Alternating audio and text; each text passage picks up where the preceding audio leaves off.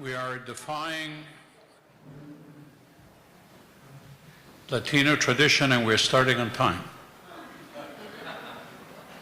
Okay.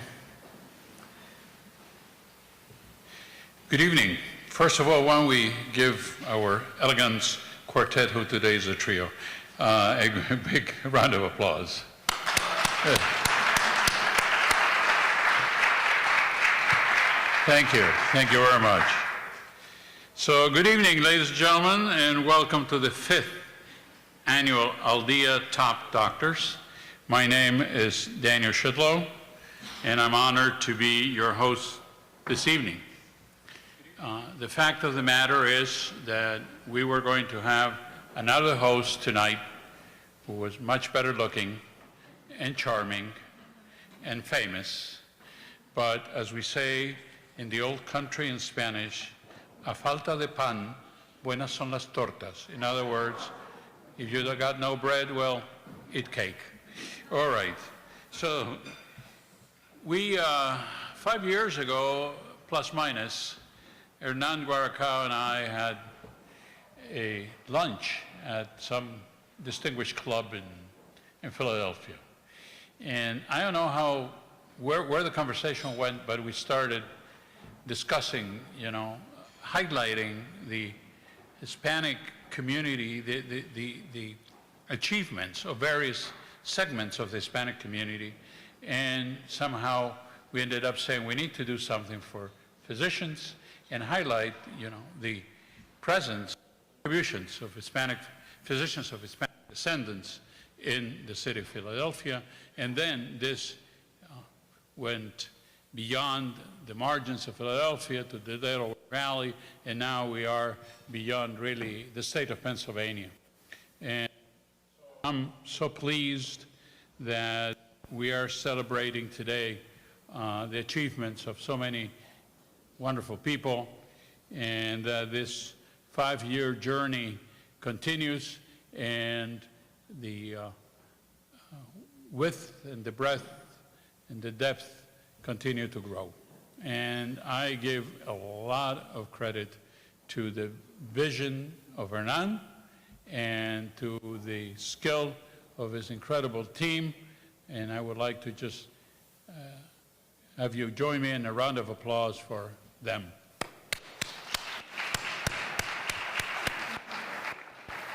So tonight we're celebrating 10 healthcare visionaries who have dedicated careers to advancing the health of the diverse communities that make up the tri-state area. Each of the physicians have their own unique personal backgrounds, backstories, and journeys that have led them to the position they are in today. They all share the distinct qualities of selflessness, dedication, compassion, empathy, resilience, and the strong desire to simply help others and keep the medical profession moving forward for generations to come. In addition to these physicians, we will be recognizing one emerging medical professional whose work is focused on developing culturally competent and language concordant care to Spanish-speaking patients, and a 4th-year medical student who represents the future of this great profession.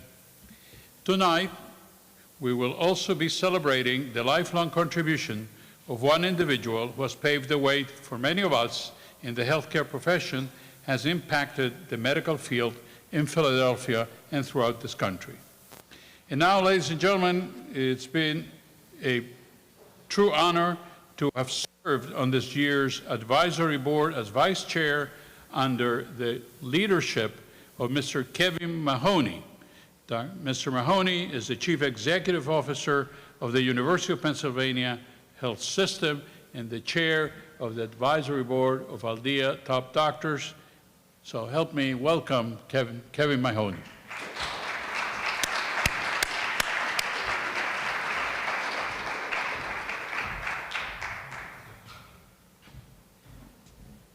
Daniel, thank you so much for those remarks. I especially appreciated when you pointed out that the quartet was a trio, because I was missing that 4th instrument in that. Welcome tonight. Thank you for allowing Penn Medicine to be a sponsor. It is a distinct honor for my organization to continue to support the great work to recognize the diverse culture that we're trying to build in Philadelphia and beyond. 3 words that I want to leave you with as we go through, and then a challenge. So 4 C's. The first is care, compassion, collaboration. I did notice on the board, a couple of my colleagues from a Children's Hospital here. Everyone else is from Temple, Jefferson, organizations far and wide. And that's because we can only take care of our patients if we collaborate together. And I encourage everyone to continue, when you go back to home, you go back to your home hospital, you go back to your clinics, to make sure that you challenge Dr. Meyer at Jefferson, myself, Mike Young at Temple, that we need to work together. Because apart, we're never going to be able to take care of all the patients. So collaboration. Care and compassion is what you're all about, and I salute you for that. My last challenge, I say this all the time, I thought my generation did a better job of building a more just and diverse culture. We didn't get it done.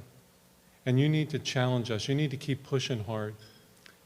My good friend Steve Larson, we've been together forever. That dude pushes me every day. And if he doesn't get to me by 10 o'clock, he gets to me by 11. I need you to help me create a more just culture. And we can't just go along as we have for so long. So when someone like me who doesn't have a diverse background is writing a letter, writing a pledge, sending out an email about how supportive I am, if I'm not, and that's false, you should call me out publicly and say, great speech, but that's not how your organization's running. Great speech, but you're not dedicating enough to social determinants of health. Great speech, but you're not doing enough to diversify the faculty. We were talking earlier, fantastic PhD students coming through our organizations. Despite going to all the top organizations, the only Latinx scientist they met was here in Philadelphia. So you also have the burden of being a role model to so many people. I encourage you to keep pushing, keep the fight, care, compassion, collaboration, and keep me honest, and keep the other leaders in Philadelphia and beyond honest as we go forward. I salute all the winners. I can't wait to see the smiles on your face as we give out the awards, and I'm looking forward to the Fireside Chat. And once again, thank you for giving us the honor of sponsoring this organization. Thanks very much.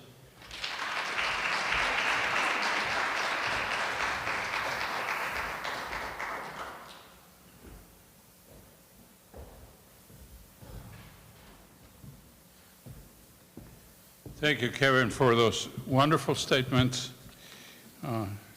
They're rather inspirational, and we hope that many others follow on your steps. Sorry. So throughout the event, we would like to encourage you to share, tag, and post on social media using the hashtags AldiaLive and Our Doctors. I don't know how to do it, but I'm sure many of you do. I follow what Martin Alfaro tells me to do, something I learned a long time ago, right? So thank you to our Aldia team for putting together this exceptional program, and to the advisory board, chaired by our friend Kevin Mahoney, for the commitment to this program. And they are Dr. Christian Pizarro, Dr. Iris Reyes, Dr. Johanna Vidal-Phelan, Dr. Sadia Ben-Saken, Dr. Max Mercado, and Dr. Carmen Guerra. So they have contributed to selecting today's honorees. This work, however, would not be possible if it wasn't for the support of our sponsors. Here is a word for our presenting sponsor, Penn Medicine. There is no label for a place like this. You could call it a hospital, except it's so much more than that. This is where we will discover life-saving solutions no one else has. so that more people can live to watch their children grow and defeat diseases they've never been able to. Penn Medicine's new pavilion, on course to change the world.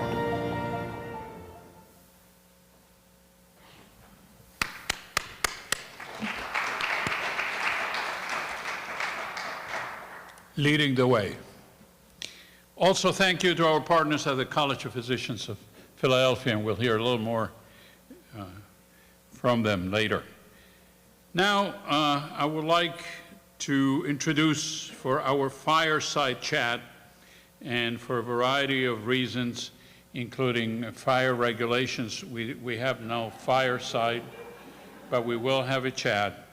Please give a warm welcome to the founder, publisher, and CEO of Al Día News, Hernán Guaracao, and the president and CEO of the College of Physicians of Philadelphia, Dr. Mira Irons.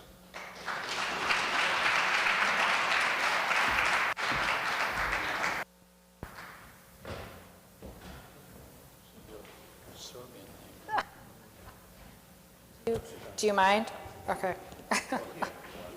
You want me here? Okay. Wonderful. Okay. Great.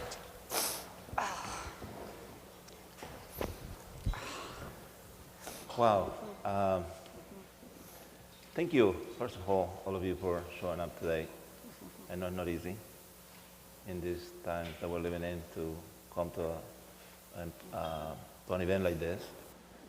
That's why we decided to put it also online, and people are watching out from some places in Philadelphia, the region, and probably the nation. I wanted to thank the sponsor, of course, Mr. Kevin Mahoney. You don't know how much it's significant to me when you wrote that email last year saying, what do you need? The first time a CEO from a healthcare institution of your stature asked me that question, I said, oh, maybe he want to help us. And immediately said, yes, how about if you sponsor us? And he said, yes, of course. So that made the world much easier for us in the third year of doing this event. That we started with some hesitation. He gave me the credit, but reality, the credit belongs to Dr. Gisela. The one who said, this is important, and I think you should lead that. And I said, well, I could do the best I can with my people. And we decided to do that first event without knowing if we were going to find nominees to honor, because we didn't know how many Latino doctors were there. Well, in year number 5, we have over 200. Over 200 nominated that we have in our registration, and every year we have new phases. We have expanded the registration of nominations to the Tri-State region and beyond, because we believe that those doctors in Maryland or New Jersey or even New York or Washington D.C. don't get any type of attention that we're beginning to give to the medical professionals here in Philadelphia. So we're pioneering this.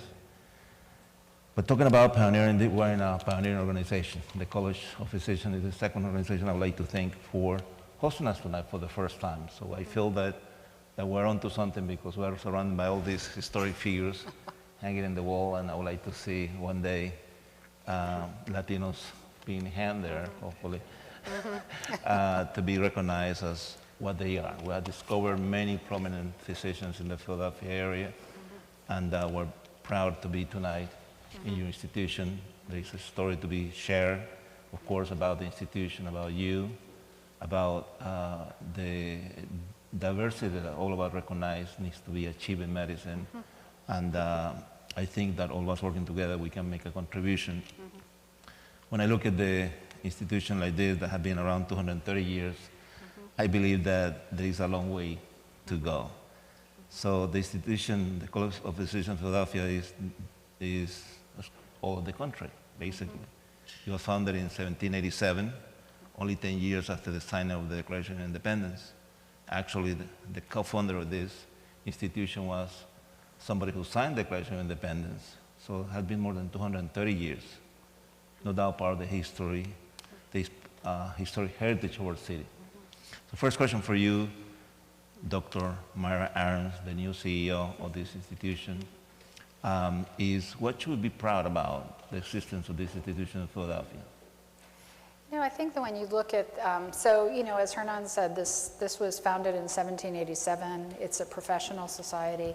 It's not a college in the sense of, a degree conferring organization, but I like the word, it's the college in the sense of the fact that it gathers people. We have 1,500 fellows who are leaders in medicine and healthcare through the years.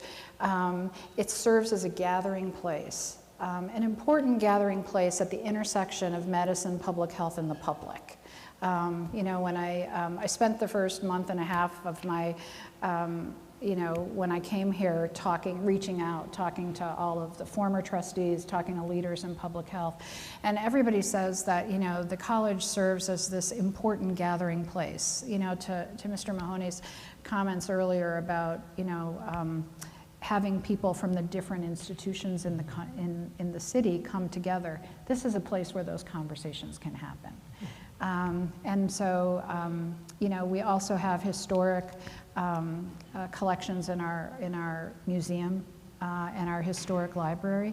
And those collections have been used to tell the stories of people, to tell the stories of medicine, to inspire future leaders in healthcare, future students, but also to inspire hope.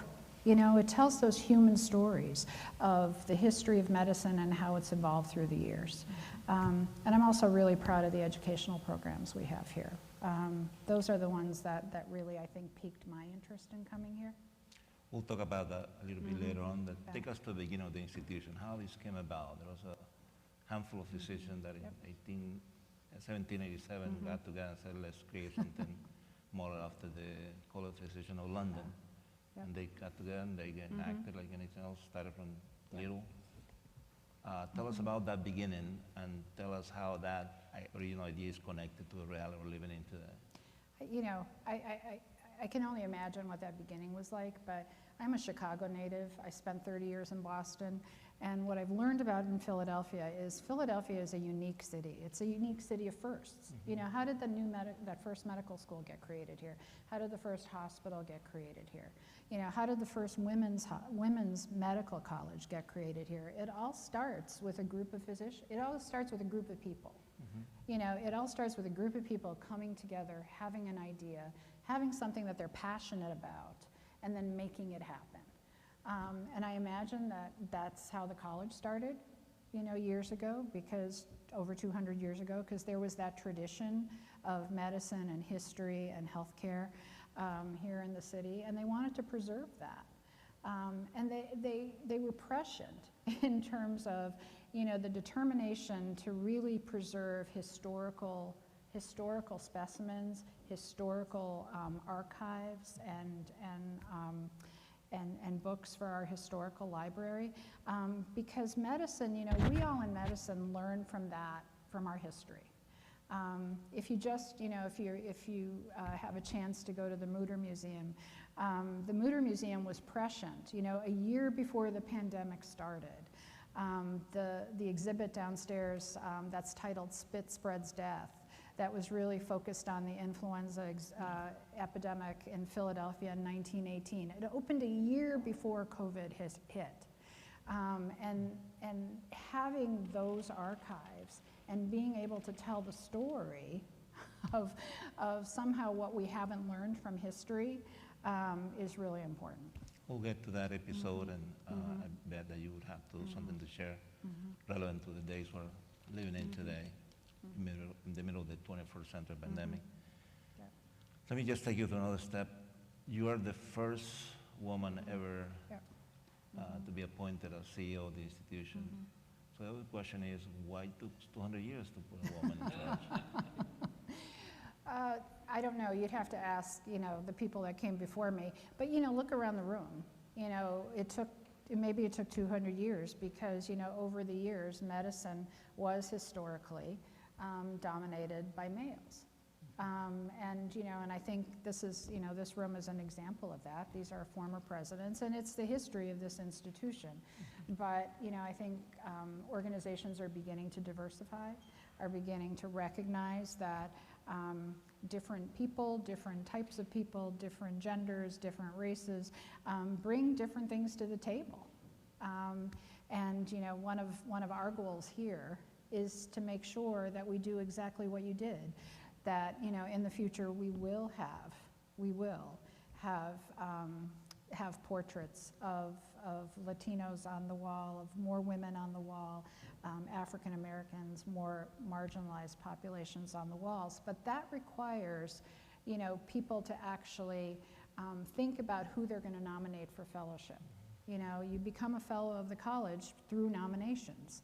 And it's important that we look at senior physicians, who are currently fellows in the college, to think about those younger people that they would like to nominate for fellowship so that we can diversify the fellowship. What is then the issue of women in leadership? What is the contribution, a unique contribution that women can make to transform, hopefully, institutions like this for the better? Not only here, but anywhere that they might get appointed. What is the unique feminine quality that makes that leader, that the female, somebody that can do something that the males couldn't do? Wow, that's a loaded question. I think women by nature tend to be collaborative. We tend to be communicators.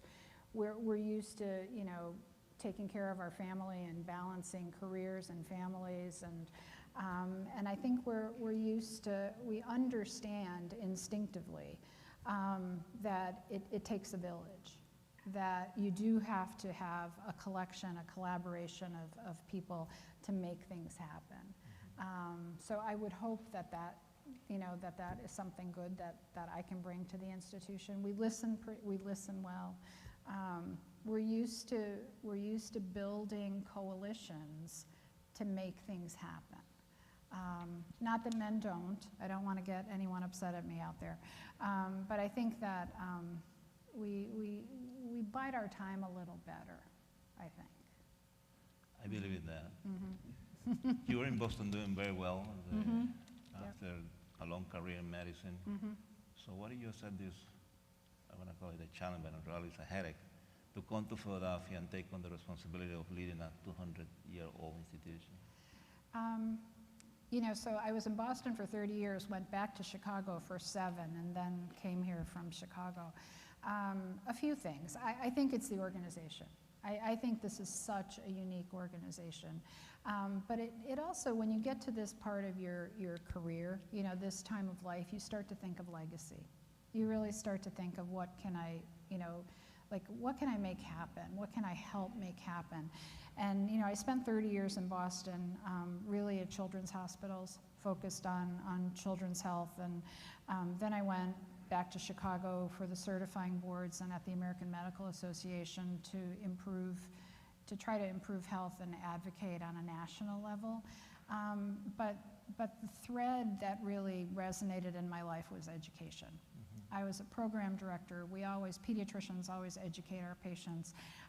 And the ability to come back, the ability to come to a place where we're educating young people in high school to try to encourage careers in healthcare and medicine. Physicians always like to build our bench. We love to do that. And that's a great opportunity. We have 1,500 fellows. They're all, to have medical students, high school students be able to talk to them is important. But also to tell those stories, to tell the story of how history informs the present, but also looks at the future. Philadelphia, it's such an interesting city because you can go back to, first medical school, first hospital, but it's also for gene therapy. It's also mRNA vaccines. So it's a city of innovation that never stopped. And, to be able to convene those conversations here at the college is just, I couldn't have missed that. So I'm really thrilled. The reality, however, is one might think that the College of Physicians is one of the best kept secrets in the city. Yeah. I've been living in the city for too many years. It wasn't until maybe last year when somebody came to our event and said, we'd like to host you there, that I found out it existed. So what is in your mind to increase the awareness of the existence of College of Physicians in the city of Philadelphia? Well, you're absolutely right. It is one of the best kept secrets in the city. And I think, you know, we don't communicate as well as we should. We don't open the doors to the public as well as we should. You know, the pandemic has certainly not been helpful in that regard. But I think that, you know, our hope is to be able to open the building to more public events, to have exhibits that people are going to want to see. I'd love to get more students in this building. You know, I'd love to get more medical students in this building, but also high school and college students that are interested in medicine. And I'd like for our fellows, and I know I have some fellows, we have some fellows in the audience here, to be able to be there just to talk to the students. You know, I think I had said earlier, I'm first generation, and there were no doctors in the family. And I think sometimes it's really difficult. My dad was a steel worker. You know, I didn't know how to thread, you know, to dot the I's, but I had people that were willing to take me on, that were willing to ask those questions. I think we can supply those people. And I'd like to get them excited about doing that, but you know, you need a roadmap, and hopefully it'll happen. I'm sure it will. People know that this place is significant, have a significant museum, the Modern Museum, and also the Historical Library that dates back to the 19th century. Tell us what treasure have been preserved there. I know the library is closed now, but I visited the museum and there are fantastic things in there. What are the ones that really impress you the most? So, you know, I'm a pediatric geneticist, so physical, anything, you know, any physical findings impress me. But I think that, you know, if you look at the Mutter Museum, you get a sense of history. I'll just use one as an example, and this was a recent acquisition that we had. So there was a gentleman who actually needed a heart transplant, and he had acromegaly, which was a condition that causes people to overgrowth. It's one of the overgrowth syndromes. And he came to the Mutter Museum and said that that's where I want my heart to go. So he had a heart transplant, and you might have seen the article in the Inquirer. He had a heart transplant, and his surgeon said that his big question after he had the heart transplant wasn't how am I doing, but did the heart make it to the Mutter Museum? Did it make it to Philadelphia?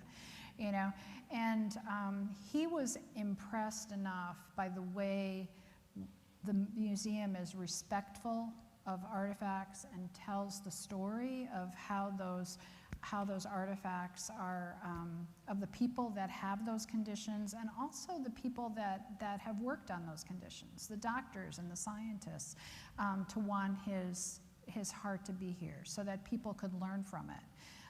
Not just medical students and people that come here, but also, you know, other people that may have overgrowth syndromes, that may not know they have an overgrowth syndrome, you know.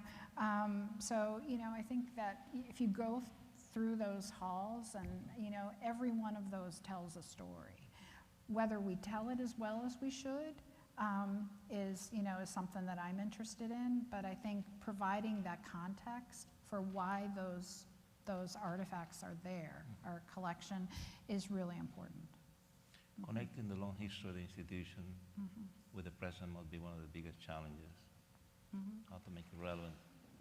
So tell us about your vision to connecting the past with the current times we're living in. Well, I think that, increasing the diversity for sure. I think that, as we heard earlier from Mr. Mahoney, I think that our generation did not do the job that we needed to do here. And I think, our students, our young people, our kids are calling the question, And so connecting, bringing those different voices into the fellowship, I think, is really important. I think from the museum and the library standpoint, telling those human stories, telling the human stories of conditions that couldn't be, we didn't even know what they were in the past. Using some of our old, the old archives in the library and the old artifacts to tell those stories, but also tying it to innovation. I mean, if you took vaccines for one, as an example, we have Civil War vaccine cards, or in the collection, but telling the story of vaccine preventable disease that people have forgotten about because the vaccines work so well. And then tying that to mRNA, and then talking about the fact that, you know, mRNA can be used in cancer therapy, helps people understand that medicine is continually evolving, is continually progressing, and there's room for everybody in there. One of the things that impressed me when I went to the museum for the first time was the history of the pandemic in the 20th century. Absolutely. Called influenza. Somebody called it the Spanish flu, trying to investigate who and why, because, but it was the influenza. I think it's a more appropriate name. 100 years later, we're in the middle of a new epidemic, the 21st century epidemic, known as COVID-19. What are the lessons from this previous experience, previous epidemic, that has left us to better cope with the current circumstance? Oh, you know, it's just eerie when you walk in there, because you watch that movie, you watch that parade, you read those panels, and you would swear that you were looking at something that happened, you know, 6 months ago. And the fact that we didn't learn, first of all, no one, you know, we should have known it was coming, right? But the fact that we didn't learn, it was just eerily prescient that exhibit is there, and it really needs to teach us to be prepared for the next one. There is going to be a next one. We know there's going to be a next one. But I think that, you know, if there's that saying, if you don't learn from history, it's destined, it'll repeat itself. And I think this pandemic has certainly, you know, taught us that. And the people that were most affected are the communities of color. And, you know, I think the one thing that this pandemic has blown wide open is the disparities in healthcare, and the people that are most affected by you know, pandemics and other medical conditions. You hope, like mine is that COVID-19 would be in the future like the flu virus or something like that. That is not as harmful as it is today. We're going to eventually. You know, that's the hope, that this will become endemic at some point, and the healthcare system will be able to handle it. I think that, and you know, one of my roles, I was the Chief Health and Science Officer at the American Medical Association before I came here, and what I did for about a year and a half was I led the AMA effort with regards to the pandemic, and so it was all COVID all the time. And you know, I could see the maps and I can quote the numbers, but I think that, you know, the hope is that we will have learned from this. But you know, that's going to require a federal. This is just my opinion. You know, there wasn't a great plan. You know, and then there's this. I don't know that a federalist society where every state is allowed to kind of write their own solution is actually the most effective for a pandemic. But I think that, you know, we certainly have a long way to go. But a good place to start. Let me take you to the world today.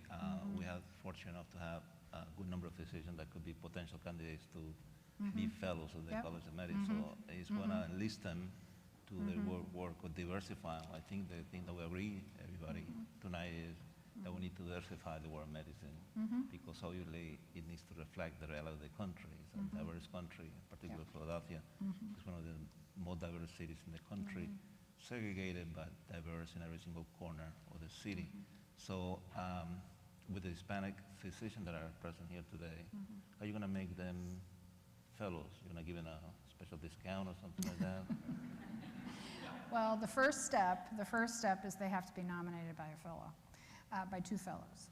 So, you know, my message to the fellows that are currently in the audience is that, you know, I would hope that the current fellows would actually think about nominating, looking at your list, nominating people that they know of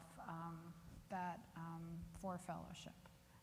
You know, there are 2 nomination periods per year, and you know, it'll just require somebody to think about it. It's taking that step. We agreed earlier today, before we came into this stage, That is the two fronts, is the people who are already in the field, who could be a good example, inspiration to the new generation, and then the beginning of the pipeline will be the kids who are in high school today that should be inspired to enter the field of medicine as something that is feasible, that is, there is great opportunity and is needed in society. So let's start with the fellows. I'm sure you're going to recruit some of them tonight, probably in the coming weeks. We have a list of probably 300 of them, so we can share that list with you, and then we can make a deal for the next year event and get a cheaper rental. Anyway, but I wanted to say, what is the message for them, seriously speaking? What is the responsibility they have? They made it mostly on their own. The people, some of them came from South America, some of them struggle to make it to be medical doctors, and then the prominent people here today in the medical institution where they work. So what is the message to them, for them to act as the inspiration that the younger generations need for that front? You know, we need to have them. What will be the message to those physicians? Hopefully you can sell them the fellowship that way. Well, you know, I think that if I were sitting in your position, especially the younger physicians that are here, remember to pay it forward.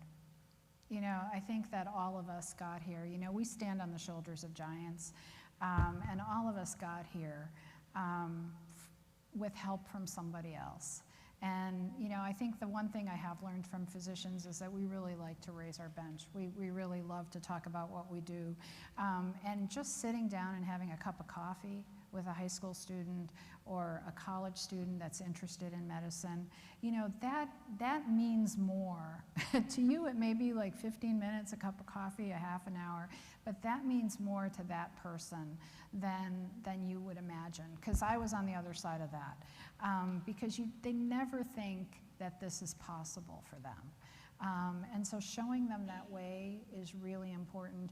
Being there to answer questions is ridiculously important, because sometimes you just don't know the path.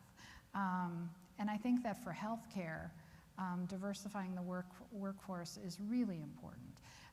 You know, people instinctively trust people who understand what they're feeling and where they come from.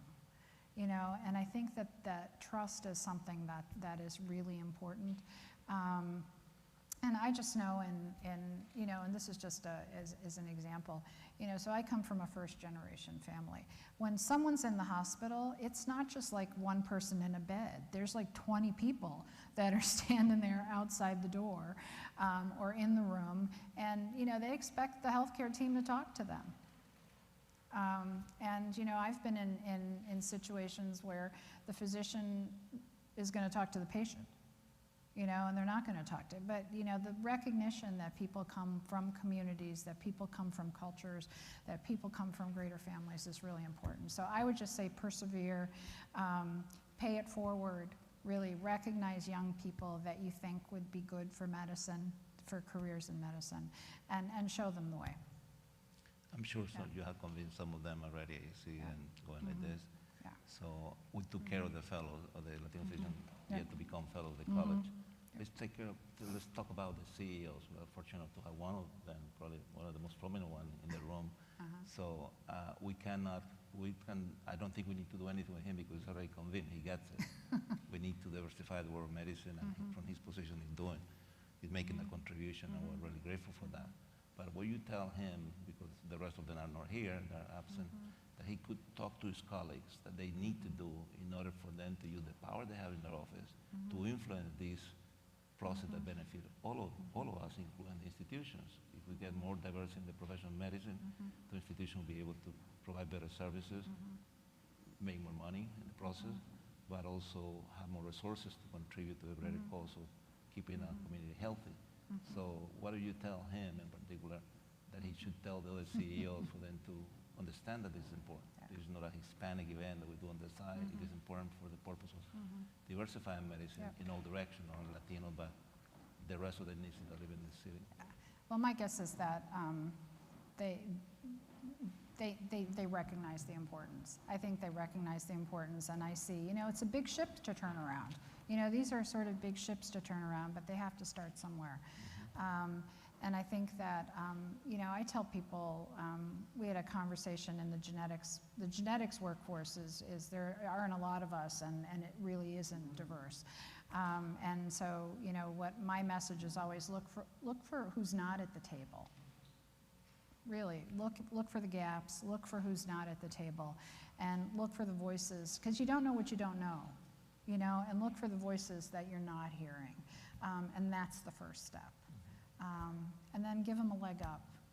It's really, it can really mean a lot. Well, we had the fellows, now we have the CEOs. You have the media also committed to the purpose. Let's talk about the program. How can we work in that front of inspiring the younger generation? Tell us about what program you host in this college to bring high schoolers. Probably fellows will be further inspired. You tell them this is what we do here to get the younger generation planning their mind, the idea that they can be doctors themselves. So we currently have a few programs that are really focused on African American high school students, girls from the African diaspora, and also LGBT youth. And they actually are, they start in usually sophomore year of high school, and they go through senior year. The programs are different, but they spent one day a week here. It's been virtual for the last year, but we got them back in the building now. And you know, the goal of it is really to encourage them to think about careers in STEM, to think about careers in healthcare. The educational staff is phenomenal, and they actually bring in fellows, you know, from who they can identify with to talk about what they do in their careers. And they're very successful programs. But, you know, in order to continue, I'd love to have one for Latinx youth. Would love to have one for Latinx youth. But, you know, of course, you know, resources are important to have those programs, and space is important to have those programs. But it would be phenomenal to do that. You know, we talk about diversifying the physician workforce, but it's always focused on the medical school. You know, like let's, you know, and you really have to start farther down that pipeline. You have to get kids interested when they're, you know, I think middle school, we start here in high school, which is good. You know, you at least start when they're young enough that you can make them think that it's possible. Because they may not have that message at home. So resources are certainly, you know, welcome, but would love to have a Latinx program here at the school. Let me finish with this, because everybody's waiting for the substantive program, which is the recognition of the physicians. Probably this is going to be the last responsibility of your career, CEO of the institution. You eventually retire from this position. How would you like to be remembered 5, 10, 15 years from today? The person that turned that corner. But you're a female, therefore you're transformational in essence. The obvious need of diversified medicine. I bet that's something related to, I'm not trying to answer the question that I'm proposing to you, but tell us how you'd like to be remembered once your responsibility here is over. You know, I think that you always want to make an impact. You know, everyone wants a legacy. I'm a pediatrician, and you know, I always think if you can make life better for children somehow, either by encouraging those young children into careers in healthcare or medicine. I graduated from med school when I'm 23. I don't think of myself as anything but a physician. I can't imagine having been anything else. You know, I think it's a wonderful career, but creating an environment for more and more kids of diverse backgrounds to become physicians or go into healthcare is certainly an important legacy. But I also think that, you know, we have a responsibility to educate the public. You know, the one thing we've learned a lot from this pandemic, but one of the things we really have learned is that, you know, there is this divide between medicine and public health, but then there's the public. And we have to, you know, make our case to the public. And if we could, through the college, through our exhibitions, through our programs, through our library, through our museum, through our convening, you know, raise issues to the forefront and advocate for changes in social issues in Philadelphia, that would be like, it would be a great impact. I'd feel good. I'd feel like we did the right thing. Well, lead us on that cause. They're not allowed to say we're here committed to help you. From the resources that we have, we'll do this event. We'll continue doing this every year, and I'm sure that the institution will come up to support the work that you do here, the work that we're doing, identifying the doctors as a foundation to create inspiration for the new generation. I think it's not related to money. I didn't want to mention that. It's the inspiration. I think the shortage is inspiration. Yep. So thank you for the work you're doing here. Well, and, thank you. Thank you. All right.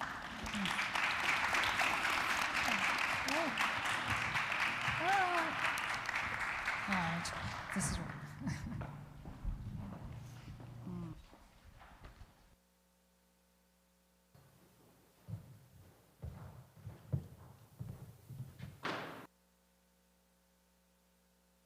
I am not sure I need this.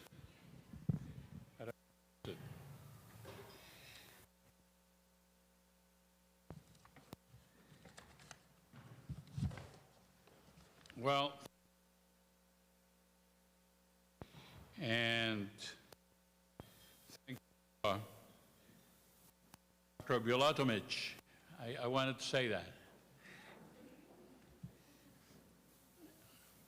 You know, for those of us who come from the southernmost continent, from there, another person with a Serbian name was elected President Brodić of Chile, right? Same or reasonably same origin. And many of us are first generation college. I'm a first generation, I'm a third generation immigrant, I call myself. My grandparents moved, my parents moved, and then I moved. Thank God I have American children and American grandchildren. Very proud of it. So to present our first and second award tonight, please welcome Professor, Clinical Psychiatry and Behavioral Science Medical Director, Consultation and Liaison Psychiatry at Temple Health, and immediate past president and first Hispanic woman president of the Philadelphia County Medical Society, Dr. Natalia Ortiz-Torrent. Natalia.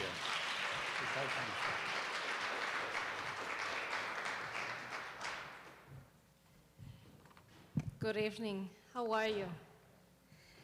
So the first awardee, a student leader, Juan Cerezo.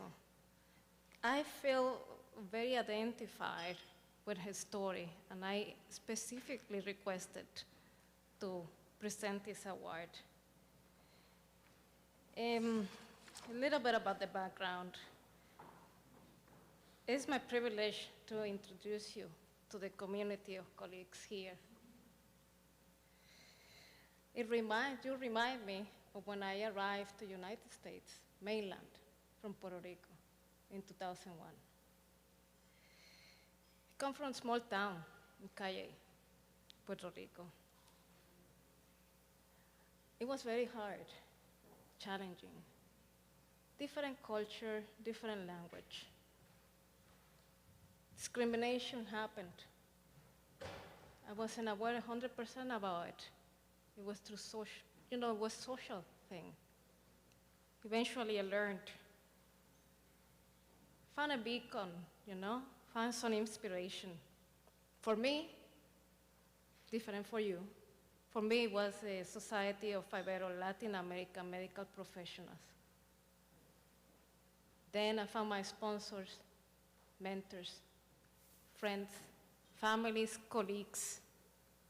We stick together. We were fighting together to build bridges, to connect our people with the community in the United States, to show the talent that we have. I'm very thankful to the College of Physicians. I'm a fellow and a board member Thank you for the opportunity to bring this.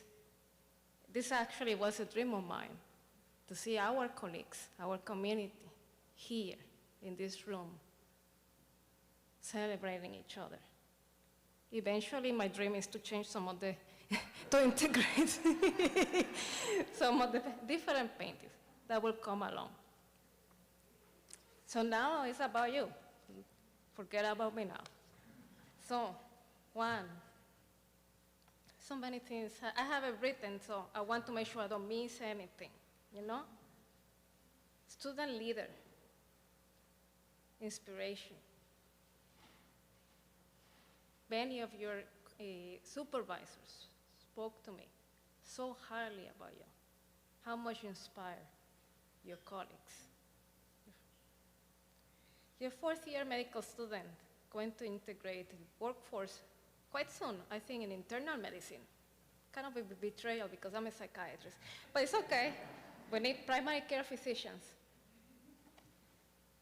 Come from Colombia, Cali, Colombia. You came to the United States when you were quite young. So you're a migrant, immigrant migrant, like I was. You settled in New Jersey.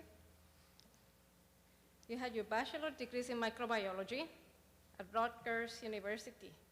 And now you're attending, and I'm very proud to say, the Louis Katz Temple School of Medicine. During that time, and I have to say, you know, stay and listen up to about this, how much he has accomplished. He's very humble. He has served as Temple Latino Medical Student Association, MSA, chapter president, medical Spanish course coordinator, Northeast Regional Mentorship Chair, LMSA Northeast Regional Co-Director, with goals to expand mentorship and scholarship. We're on the same page for pre-medical students. So see if I can close that gap. What, 6% only of us representing?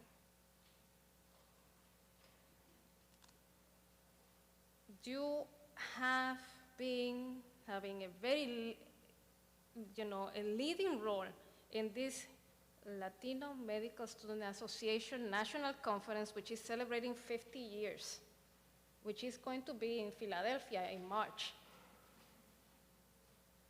So this man, young man, is an inspiration. And I take my hat, I don't have a hat here, but I take my hat to you. And I want to celebrate you with all the colleagues in the community of physicians. Thank you very much for your work and your inspiration. So please, let's celebrate Juan Ceres.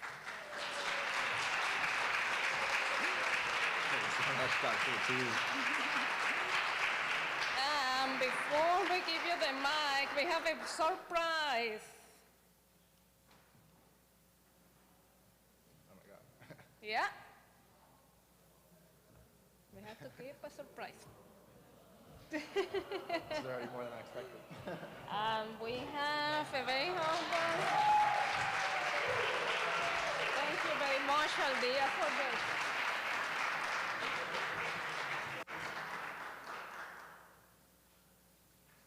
Official scholarship. Oh, wow.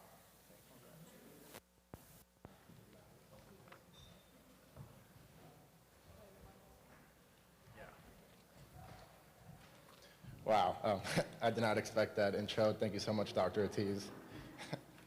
I'm not from Philly, as she said, but I feel very welcomed here in the Philadelphia community. I didn't expect to get as involved as I did, but I saw a need, especially with other Latinos that helped me get here, and that's how I became involved in LMSA as deeply as I did. I've also been involved with Puentes. I just want to help spread word to our communities.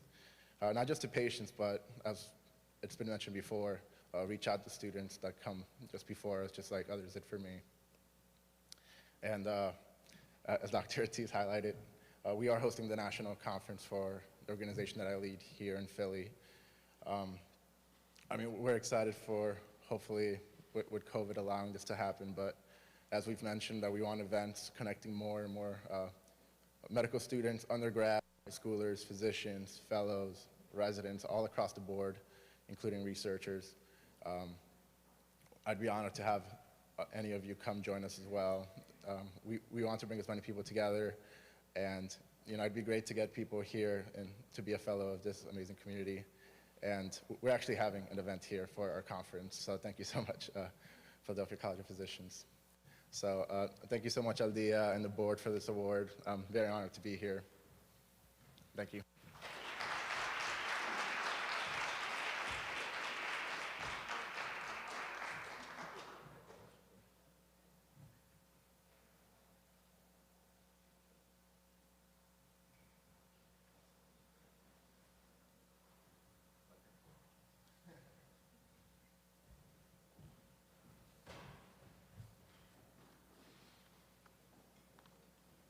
Thank you very much. Now it's my pleasure to introduce the emerging leader, Dr. Hema Tatwani.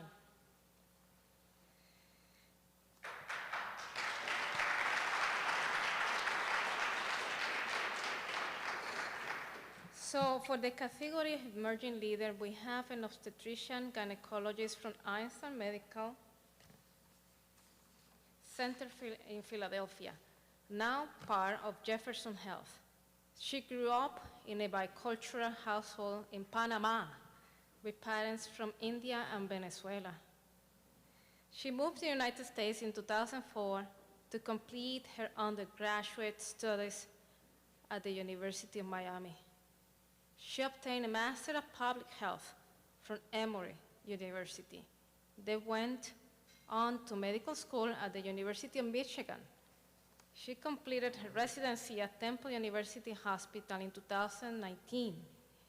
Her clinical interests include the delivery of culturally competent and concordant care to Spanish-speaking patients, and has been working on these efforts within Einstein. So please welcome Dr. Tatwani.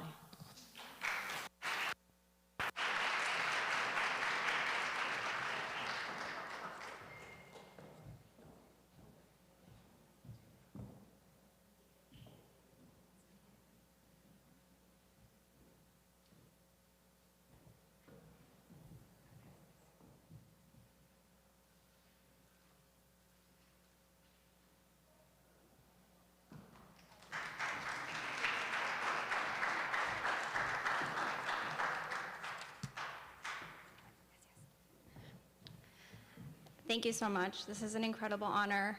Thank you, Aldia, and all the staff and everyone that I've met have been incredibly welcoming, and thank you for that wonderful introduction as well. It's a great honor to take care of the Latin American community, and it's an integral part of who I am and what I identify with. At Einstein, we are making big efforts to try and increase our outreach to the community, and I take great honor in being part of those efforts. So thank you so much. Muchas gracias.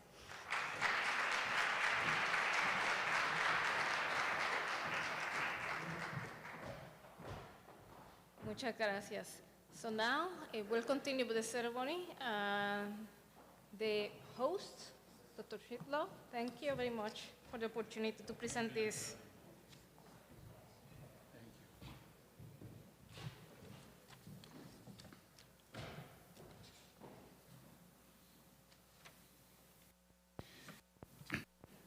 So the first physician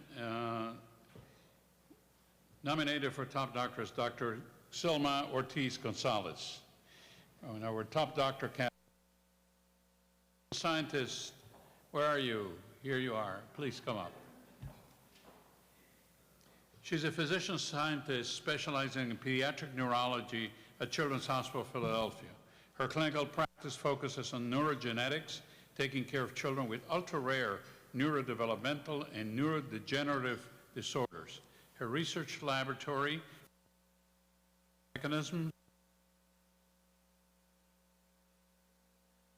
the role of mitochondrial dysfunction. Her laboratory uses human cellular models, including patient-derived stem cells, to study pediatric disorders with the ultimate goal of identifying potential therapeutic strategies. Please welcome Dr. Silma Ortiz-Gonzalez.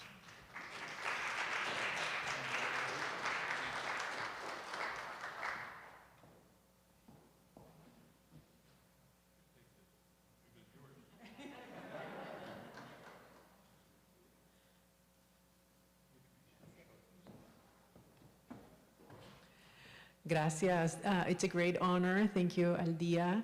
I just want to quickly thank my community, the people that have supported me. This is a very long road, as many of you know, to be a physician scientist and finally get to have my own lab. I'm doing the work that I hope, translates into better therapies for the future for kids with very rare disorders. And I also hope to be a role model for the next generation so we can have a lot more of a diverse physicians and scientists and people in healthcare. So thank you very much.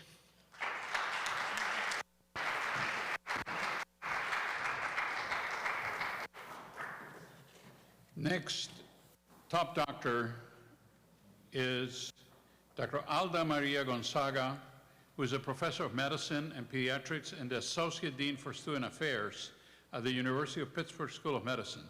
Prior to her appointment, she served as the Internal Medicine Pediatrics Program Director for 12 years and was an advisory dean at the University of Pittsburgh School of Medicine for 5 years. She's the founder of the Progressive Evaluation and Referral Center, a clinical program to care for adolescents and adults with pediatric onset complex healthcare needs. Her educational focuses are in creating diverse and inclusive work environments and faculty development around mentorship across differences. In 2012, she was inducted into the University of Pittsburgh School of Medicine Academy of Master Educators. She has presented workshops on increasing the diversity of the physician workforce at several national meetings, including the ACGME, the Association of Pediatric Program Directors, the Medicine Pediatric Program Directors Association, and the Association Program Directors in Internal Medicine. Please join us in virtually greeting Dr. Alda Maria Gonzaga. I'm deeply honored and humbled to win this award. There are so many people I'd like to thank for supporting me along this magnificent journey. My parents, who always encouraged me to reach higher and go further than they had. My grandmother, who is a tremendous example of love and generosity of spirit. My husband, who is my biggest cheerleader, always encouraging me to pursue new opportunities. My children, for tolerating the many work functions I've dragged them to or hosted at my home, and all the times I've worked at home while they've watched a movie on TV. I'd like to thank all of my mentors, past and current, the irreplaceable Bill Cohen, Sarah Hamill, Heidi Feldman, Maurice Clifton, Bob Arnold, Valerie Stone, Missy McNeil. My peer mentors, Issa Davis, Greg Bump, Carla Spagnoletti, Taj Mustafa, Anna Donovan, and Sarah McIntyre. They are a diverse group of people who have role modeled how to live authentically, taught me how to be a better mentor to the learners of diverse backgrounds I encounter, and how to embrace failure as a learning opportunity while continuing to press on as a physician educator. I'd like to express the tremendous privilege I have felt teaching and mentoring so many learners over the years. They have taught me as much, if not more, than I have taught them about the plurality of our world, what it means to be a good mentor and medical educator, and of course, how to more empathetically and holistically care for our patients. I'd like to thank my patients who have been the best teachers I have had. It has been a tremendous honor and privilege to have been a primary care doctor for so many patients over the last 15 years. I'm so grateful for the opportunities I've had as a result of my participation in the Clinician Educator Training Program, now called ACES, here at Pitt Med, and my many roles in academic medicine over the years. I encourage each of us, in whatever role we may have, to become involved in ensuring similar opportunities are extended to young physicians of diverse backgrounds. Let's change the face of medicine so it fully celebrates our country's rich and diverse history. Thank you very much for this award.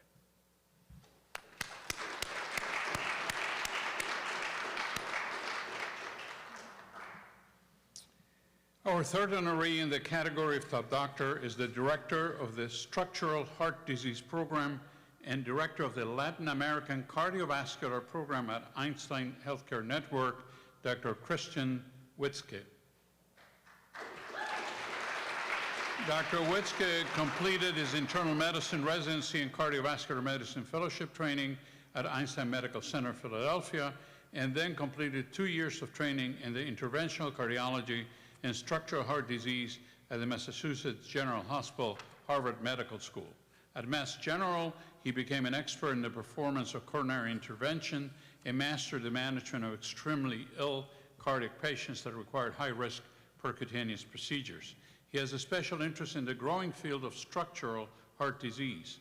During his last year of training, he specialized in the management of valvular and structural heart disease. He's proficient in the art of percutaneous closure of heart defects, paravalvular leaks, and management of various valvular heart diseases, including aortic stenosis and mitral valve disease. He's a leading implanter of percutaneous aortic valve prosthesis, also known as TAVR or TAVR, in patients with aortic stenosis. He also helped develop the cardiogenic shock program at Einstein Health Network. He has published in numerous journals and has participated in international meetings as an expert in the field of structural and valvular heart disease. Please welcome Dr. Witzke. Congratulations. I hope not to have to use your services in the near future.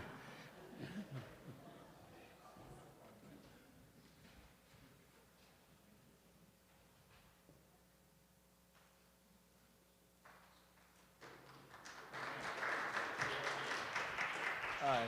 So a few words.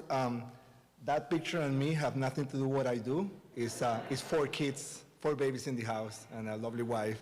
So this was a great honor to get this award. I think I have to be thankful for Aldea to bring this up, and been doing this for the past 5 or 6 years. So I went to the first event and I was like honored just to be there. Now I'm standing up here talking about my award, so it's great. The Latino people, I love them. This is my life. I came back to Philadelphia. I trained in an Einstein Medical Center, Philadelphia, and I knew my patients from residency and then from the cardiology fellowship. Then I went to Boston, and right away I felt that I need to come back and I need to see these patients. And if you see my office, like my clinic today, I saw about 80% of the patients were Latino. So I'm really grateful to do what I do every single day because I love to see those smiles. One of the patients gave me a big kiss today. Thank God I have COVID like 4 weeks ago and I'm vaccinated. So she gave me the biggest kiss, and it's just wonderful. And I hope to keep doing this for the rest of my life and not moving from Philadelphia, because if I go to Miami, everybody speaks Spanish in Miami, so I'm not unique. So this is great. So thank you so much, okay? Thank you.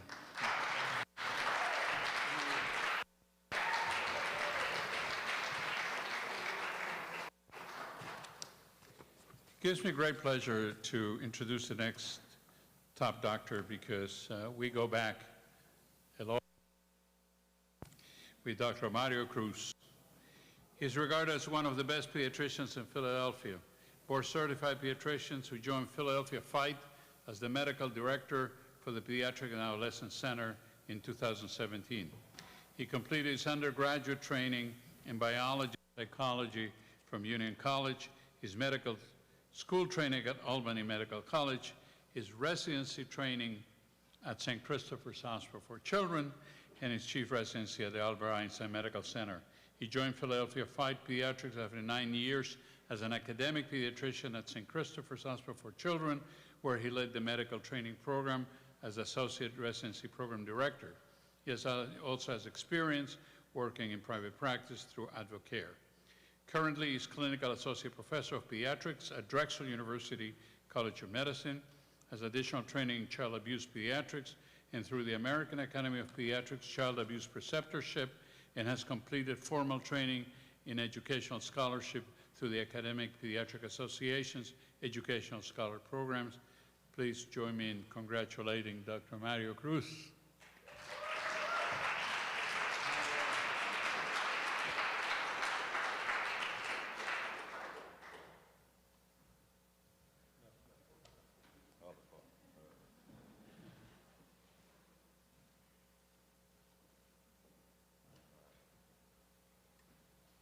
Boricua!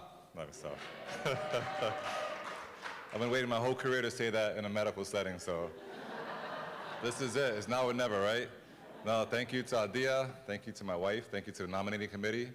I just want to reiterate comments earlier about paying it forward. You know, I'm a kid from the Bronx. I grew up in a drug-infested neighborhood, witnessed a ton of violence, a ton of abuse, things that kids should never see, and kids who grew up like me shouldn't be here. But I'm here because people paved the way, they opened the door, they used their connections that I could never, ever get. And so I'm appreciative to all the people that paved the way for me. And so, so thank you. And when I look around the room, I see people who have connections, networks, resources. Use those, build the next generation so that other people can do what I've been able to do. So thank you so much.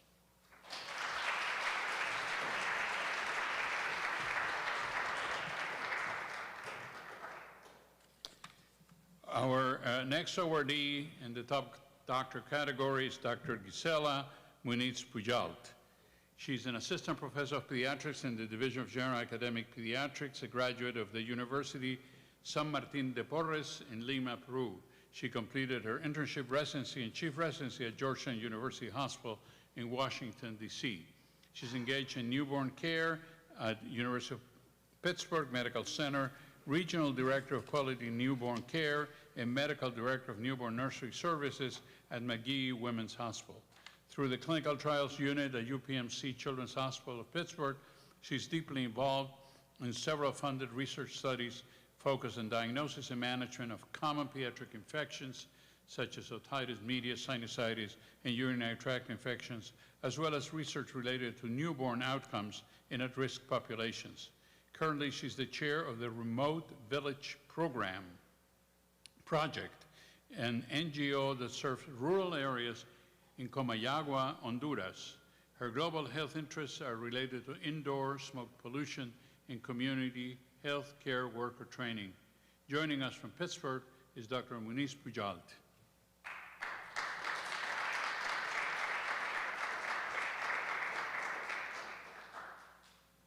Hello, Día Top Doctors. Greetings from Pittsburgh. My name is Gisela Muniz, and I'm a general pediatrician at Children's Hospital of Pittsburgh. But you probably know that already. I am very excited because of the recognition and the award I have the honor to receive today. I think it's so important to highlight the hard work of providers all across the state, from pediatric general care, like in my particular situation, through adult care, subspecialty care, that focuses on underrepresented minorities, as well as the general population. It is such a great labor to do and to be part of. I am very excited and very proud that I've been recognized with this, and that I hope it serves as fuel to continue our efforts, to continue my work with newborns at high risk, especially, which is one of my passions. I hope I could be there in person, but this is how the world is running currently. But thank you so much. I am super excited, and I hope to meet you all in person maybe in the future. Thank you so much. Bye.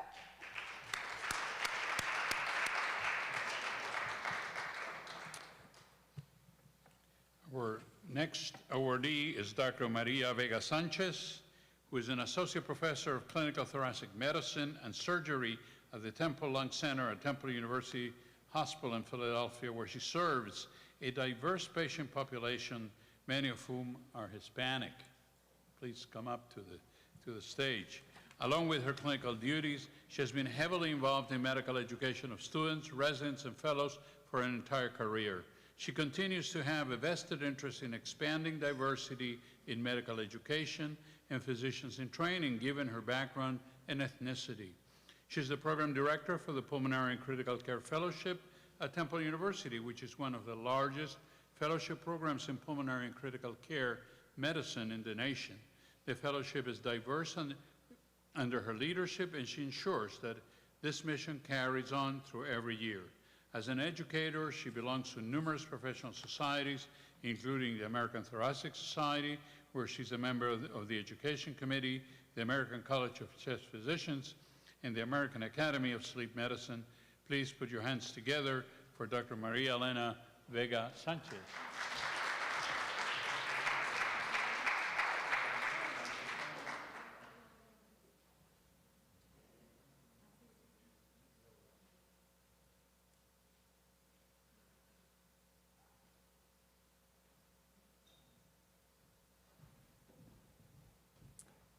Well, thank you so much. I have my cheat sheet here because I don't want to forget anybody. But first of all, I would like to thank Mr. Guaracao, the Aldia team, and the advisory board for this award. I'm really honored. I also want to take this opportunity to thank my family, my kids, and especially my husband, who's also a physician, but he's placed my career in front of his, even if that meant that sometimes his career had to be on hold. So thank you for that. And I'm grateful to Temple University Hospital, especially to the Temple Lung Center, my chair, Dr. Kreiner, my colleagues, my mentors, who have been supporting me throughout the years and for allowing me to grow my career as a pulmonary critical care and sleep physician for almost 16 years. I want to extend my congratulations also to the other nominees and honorees tonight. This is a very important recognition for the hard work and contribution of physicians of Hispanic descent who work every day to improve the patient's health and also to improve the quality of care of the region. I'm proud to be recognized for this award because I'm a true believer that diversity leads to cultural competency, which ultimately leads to better patient care. And I hope this acknowledgement inspires other physicians in training so that they continue this job and to expand diversity and equity in training. And finally, I want to dedicate this award to my patients because this is the reason why I'm here, and thank them for putting their health and many times their lives in my hands. Thank you so much for this award.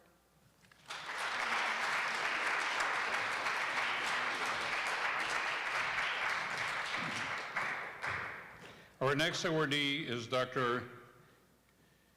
Maribel Hernandez, a cardiologist at Lankenau Heart Institute specializing in managing patients with heart rhythm disorders. She received her bachelor's degree at Yale University, her medical degree at Stanford University, did her residency in the Harvard Hospital System in Boston, and her fellowship at the Hospital of the Medical College of Pennsylvania and Lankenau Hospital. She also serves as the medical director of Lankenau Heart Institute's Women's Heart Initiative, supporting awareness, education, and prevention of heart disease in women within the community, and she's board certified by the American Board of Cardiovascular Disease and Clinical Electrophysiology. Please welcome Dr. Maribel Hernandez.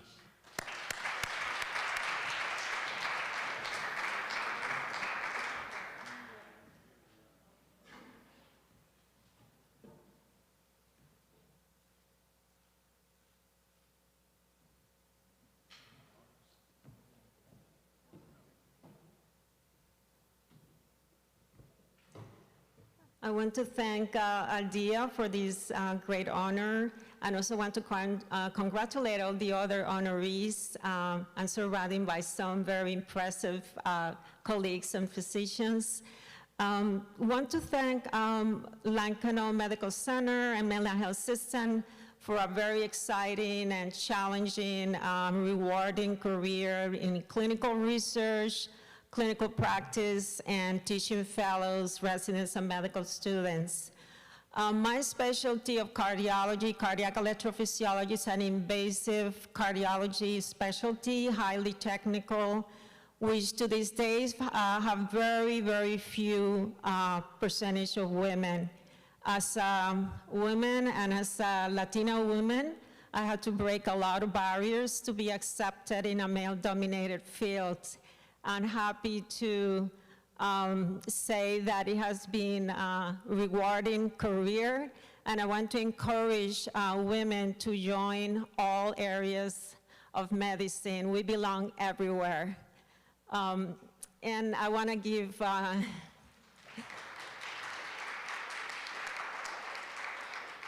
I'd like to take this opportunity to thank my husband, who's right here with me, and my daughter for their strong support all these years, my family in Puerto Rico, and all the mentors and people who supported me along the way, and all the women who came ahead of me. Thank you.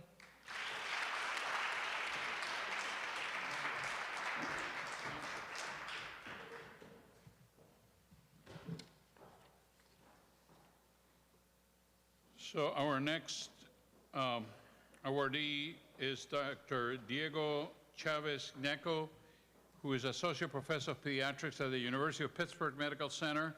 He's also the Program Director and founder of Salud para Niños, the first pediatric bilingual clinic in southwestern Pennsylvania. A graduate of Gimnasio Moderno in Bogotá, Colombia, obtained his title as a medical doctor from Pontificia Universidad Javeriana. He completed his residency in pediatrics at Hospital Universitario San Ignacio, Clínicas Infantiles, CAFAM, and Colsubsidio. Here's a message from Dr. Diego Chavez. Good evening. I'm Diego Chavez Henrico. I'm an associate professor at the University of Pittsburgh School of Medicine, Department of Pediatrics. I'm the director and founder of the program Salud para Niños. I want to thank Aldia News and the advisory board of the Top Doctor recognitions for this award. I'm very honored and I'm humble for receiving this recognition. It comes at the best time ever as Salud para Niños is celebrating 20 years since its creation. Salud para Niños, Health for the Children, is an acronym for Students, Residents, Faculty, and Latinos United Against Health Disparity. Over the last 20 years, we have been working closely with the community to address barriers to healthcare access and to decrease disparities in healthcare. We're very proud of the work that we do for the community, and we receive this recognition not only on our behalf, but on behalf of the community, our patients, our colleagues, and all the members of the Latino community in southwestern Pennsylvania. I personally want to thank my colleagues, my patients, my family, my wife, my son, the members of the Division of General Academic Pediatrics at the Department of Pediatrics at the School of Medicine, my department chair, and again, everybody who has made possible the success of our clinic over the last 20 years. Thank you very much. Muchas gracias.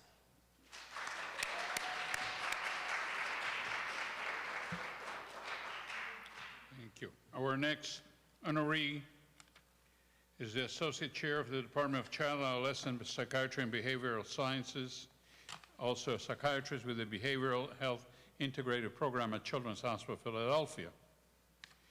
He earned his medical degree from the University of Puerto Rico School of Medicine in San Juan and a master's degree in medical management from Carnegie Mellon University in Pittsburgh. Dr. Roberto Ortiz-Aguayo completed his residency in the triple board program, Pediatrics, General Psychiatry, Children and Adolescent Psychiatry at the University of Pittsburgh Medical Center, and holds board certification in all three specialties. Here is a message of Dr. Ortiz-Aguayo. Good evening. I'm sorry I cannot be there in person to receive this award. Thank you to Aldia and to the selection committee, and congratulations to my fellow awardees. I am humbled to be in your company. Also wanted to extend my heartfelt thanks to my family, my colleagues, and to the children and families I have been privileged to serve. Thank you and have a good evening.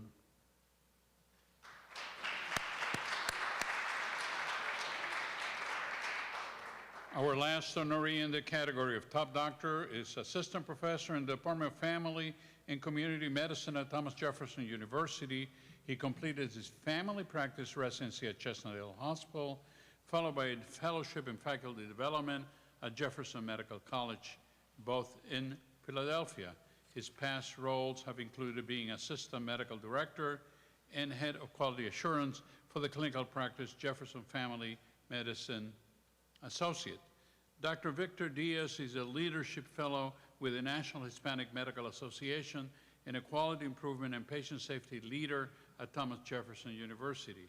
He was a physician leader of his department in the Southeast Pennsylvania Learning Collaborative, which developed the statewide initiatives for the improved management of chronic disease in the Commonwealth. Under his guidance, an interdisciplinary collaborative focused on the self-management support for diabetic patients, which was created and led to the successful development of a diabetes group visit program known as DISH, Diabetes and Information Support for Your Health, a first of its kind in the area. Please welcome Dr. Victor Diaz.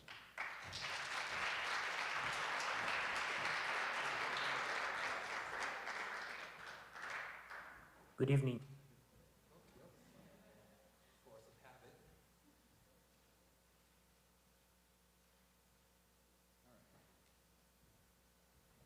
This is beautiful. I think this is the prettiest thing I've ever held in my hands. Well, thank you. It's really an honor to be here. I've been paying attention to the going-ons here every year for the last 5 years. My hidden secret is that I use this as a recruitment tool. As a primary care physician that finds very little Spanish-speaking specialists in my own backyard, it's very important for me to find those surgeons and psychiatrists and OBGYN. So Hema and the rest of you, I've got you on the list now. This is just a great opportunity for so many folks in the room, especially the young folks.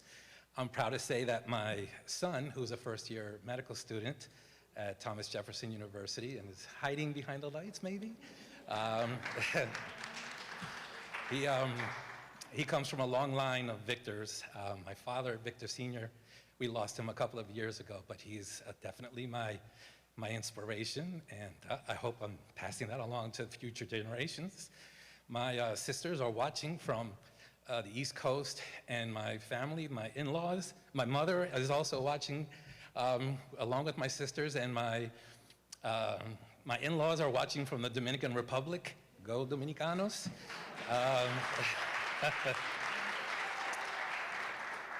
And it's an important last 2 days in the DR because I'm second only to the fact that David Ortiz just got into the Baseball Hall of Fame. So apart from that, it's a pretty big deal in Santiago, where my family is from. So I really want to thank the city of Philadelphia. I'm from New York originally, Bronx, Queens, and Philly's a tough town, isn't it, when you're from outside? I can only imagine Pittsburgh. Hello. Not too many Latinos in Pittsburgh, so my heartfelt sentiments go out to the colleagues in the other part of Pennsylvania. But you know, I love seeing patients. That's what really makes my day. The awards and the accolades and everything else pales in comparison.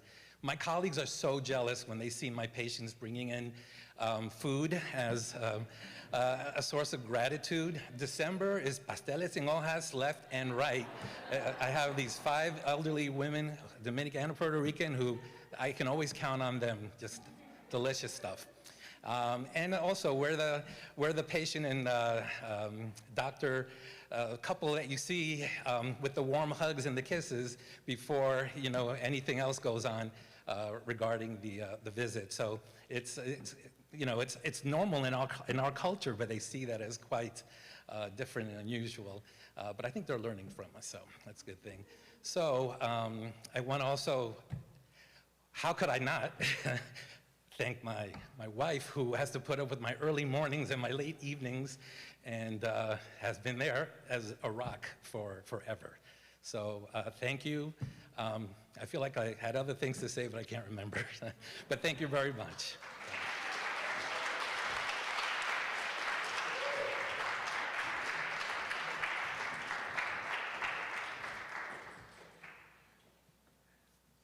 You know, there was a Philadelphia politician, councilman, Angel Ortiz, who I heard him speak once and says, when you scratch the skin of a Latina person, you find underneath either a poet or a politician. We all tend to like to say more than we say, you know, because in prose or in verse. So this brings us to the Lifetime Achievement Award, Dr. Ana Maria Lopez.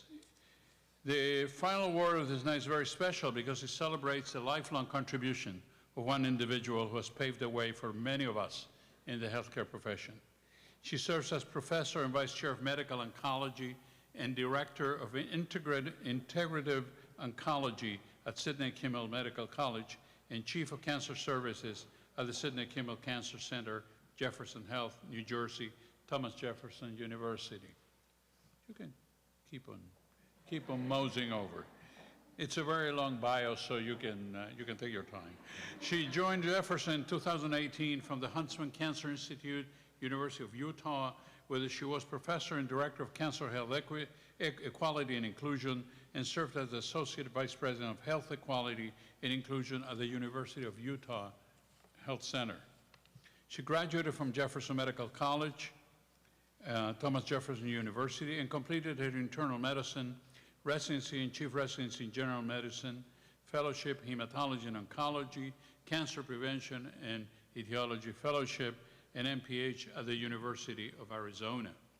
She joined the faculty of the Arizona Cancer Center, where she served as founding medical director of the Arizona Telemedicine Program, professor of medicine tenured in pathology, and associate dean for outreach and multicultural affairs. She was the site medical director of the Women's Health Initiative, the largest NIH-funded clinical trial focused on women's health outcomes, and has served as principal investigator and co-investigator for multiple cancer prevention and therapeutic trials. She's a board certified in medical oncology and integrative medicine. Her clinical expertise is in women's malignancies, integrative oncology, and telehealth. She's president emeritus of the largest medical specialty organization in the U.S., the American College of Physicians. Her strong commitment to health equity is reflected in her work with the American Society of Clinical Oncology as former chair of the Health Equity Committee and with the Association of American Medical Colleges, where she serves as member of the steering committee of the Group of Women in Medicine and Science. Her areas of expertise and research focus include cancer risk reduction, integrative oncology, and innovations in healthcare. It is my distinct honor to welcome Dr. Ana Maria Lopez to the dais.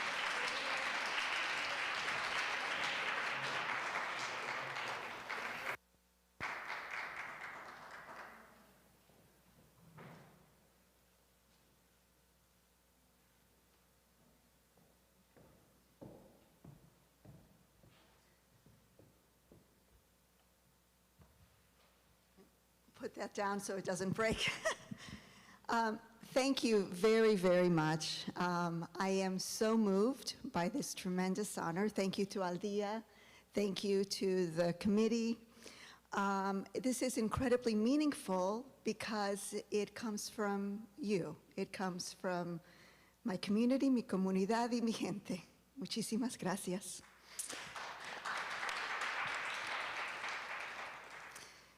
I also want to congratulate all of my fellow awardees, fellow honorees, fellow nominees. Together, we are moving the needle forward. It's great to connect with you in these incredible hallowed halls. I want to thank my colleagues who have been so supportive, who have provided such partnership and collaboration across this region, and my patients. I think that's why we get up in the morning, our patients, our students, our trainees, and of course, my family. My parents, without whom really nothing in my life would be possible. Thank you, Papi. And to my mother, who is joining in virtual land, and to my children, Elena and David, who are a constant joy, constant source of joy and inspiration and love. So thank you so much. Thank you.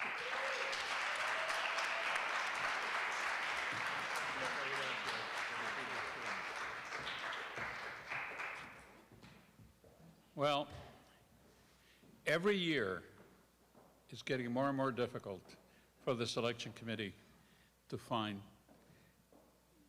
to bring it down to whatever, 11, 12 people. When we started 5 years ago, what, 4 or 5? 4, whatever. When we started, you know, I'm not saying the people weren't there. It's just that people weren't aware.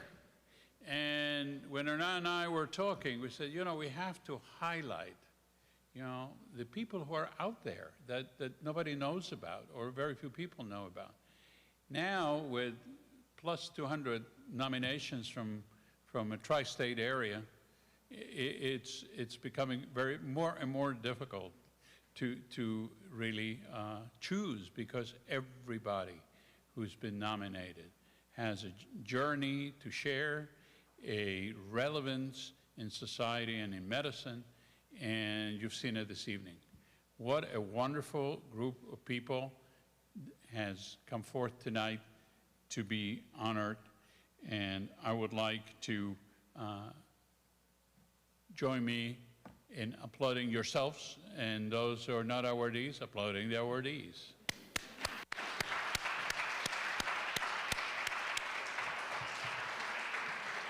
I would also like very, very sincerely to thank Kevin Mahoney and Penn Medicine for being our presenting sponsor. It's a very important thing to have the sponsorship of as many health systems as we can to make the leadership of health systems aware of the richness and the Hispanic medical community. And I would like to thank also to our friends at the College of Physicians of Philadelphia, and what treat has been, at least for me personally, to get to meet you, Dr. Mira, I like that, Mira, look. Anyway, for your partnership and for hosting us in this wonderful environment and wonderful place. And I, having met you recently, very recently, although we may have met before a few years ago at Elam, I have no doubt that within when we come back next year, which I hope we do, somehow this room is going to look a little bit different. I have that inkling. Anyway, it's great to see that diversity has reached the College of Physicians in the form of gender equity, which is something that we are very, very passionate about, in addition to ethnic and cultural diversity coming from the medical school I come from. So with this, I would like to thank you all for your presence and wish you all the best. And it is my understanding that the Elegance Trio, the fourth person is MIA, will be playing for us and enjoy the refreshments and continue your repast. Thank you very much and good night.